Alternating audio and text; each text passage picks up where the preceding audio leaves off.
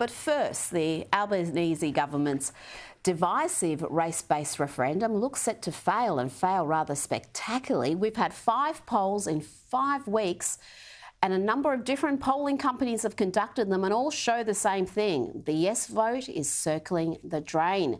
The latest Newspoll in today's Australian newspaper is particularly dire for those determined to inject racial division, racial privilege into our constitution. And I'm about to tell you how dire, because when you dig into these figures, you see just what a hole the yes advocates are in. It's quite astonishing, really, when you consider all the advantages, all the money, support of the big corporates, sporting bodies, celebrities, media and activist class the yes camp has. But the Australian people in just about every demographic are speaking with a clear voice and saying no. Nationally, support for the voice has fallen to 38%. That's from a high of around 70%. And the no vote now sits at 53%. The 53% figure marks the first time in Newspoll that opposition to the race-based voice has achieved an outright majority. The numbers are so resounding that the Victorian Liberal leader, the smallest of smaller Liberals, John Pesutto, has announced he's voting no. Only took him, 16 months to form an opinion. And I do wonder how this faux Liberal can be against the voice but pro a state-based treaty with the Indigenous population. I might ask Moira Deeming about that later in the hour. But back to today's Newspoll data. Let's dig in a little deeper into these figures. Support for the voice has been strongest among under 35s and those with a tertiary education. But even in those categories, there's been a significant drop in support.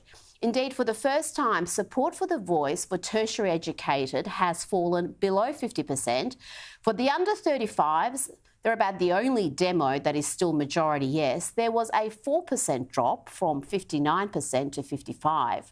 For those aged 35 years to 49, only 39% backed the yes vote, and the figures declined sharply from there.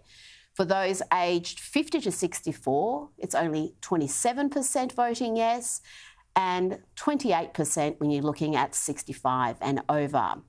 Now to the metro and regional figures. They're fascinating also. In the cities, the yes vote nationally sits at 42%, with 48% saying no and 10% still undecided. In regional areas, you've got less than 1 in 3 backing the voice, with 61% voting no and 8% that's undecided. It's getting to the point where the yes camp must not only convince all the undecided voters to back them, but also switch no votes to yes to win. Now, they may achieve that given the massive war chest at their disposal, but so far, Australians aren't buying what they're selling. Now, back to the figures. Let's look at what the split is among Labor, Liberal and Greens voters. Among coalition voters, less than 1 in 5 back the referendum. That is resounding indeed. And coalition voters have the smallest number of undecided voters at 7%.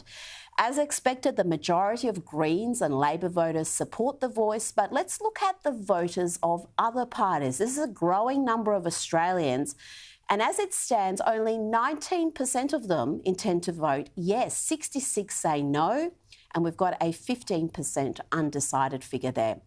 And finally, when looking at the gender divide, only 1 in 3 Australian men from all age groups intend to back the voice. 59% say no and 8% are undecided. For women, 41% are intending to vote yes, 48 say no and 11 undecided. Now, I've long said that a fair chunk of that undecided vote is likely to be a quiet no vote. People who don't feel comfortable telling pollsters how they really feel, that they're going to vote no, given, well, the disgraceful antics of the yes camp and the way they characterise the no voters as racists and bigots and people who don't care about Indigenous Australians. That is a lie, but a lie told often enough has an impact. If the yes advocates think they can turn these figures around with a boomer song from the 80s, then they want their collective heads read.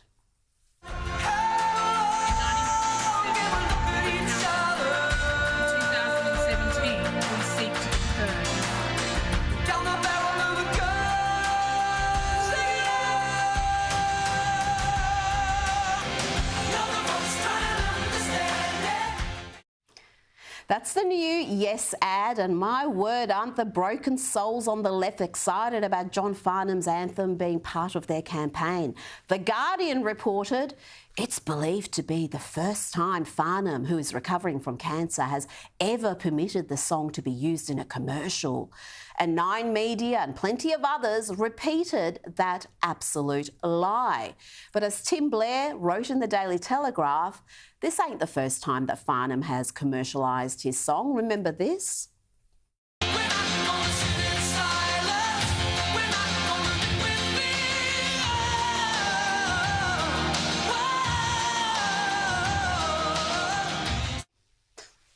And then there was this.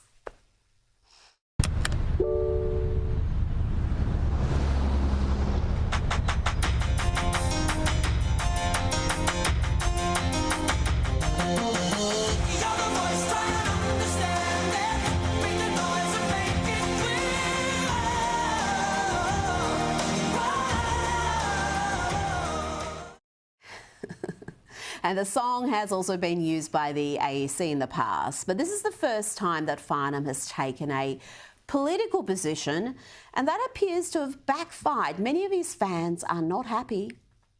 And here's the feedback on John Farnham's iconic song being used by the Yes campaign. It's not good. Brian says, regarding the use of John Farnham's song as part of the Voice campaign, it's symptomatic of just one thing, desperation.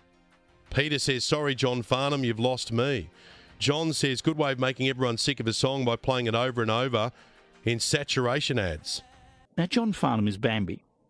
Don't shoot Bambi. I'm afraid he has put himself in the crosshairs with this decision. I just wonder if this environment, whether it's going to be a bit of kickback against it, sort of lobbying by the elites. And there were plenty of disapproving comments online, with fans saying the song will now be tainted after being used for political purposes. But that didn't stop the Prime Minister from quoting the song's lyrics today in Parliament. And last night we saw a true Australian hero, John Farnham, lend his voice and his iconic song to the Yes campaign. As he sang, we're not going to sit in silence, we're not going to live with fear. Now, one has to wonder whether Peter Dutton is determined to clutch defeat from the jaws of victory with his announcement yesterday that a coalition government would go to another referendum for Indigenous constitutional recognition. Is he mad? The last thing this country needs is another referendum. The opposition leader pledging to have another referendum if the yes vote fails only helps the yes camp. The last thing Australians want is another costly referendum on race. The Voice is so unpopular that it is having a detrimental impact on the government and the PM's popularity. Today's Newspoll shows Labor's primary vote falling below the coalition's, and Albo's approval rating dropping 6% to 46%. That's lower than his disapproval rating. And that trend will continue for as long as the PM keeps relentlessly pushing the Voice, the race-based referendum. Albo keeps asking Australians, if not now, when? The answer is never, Albo, never.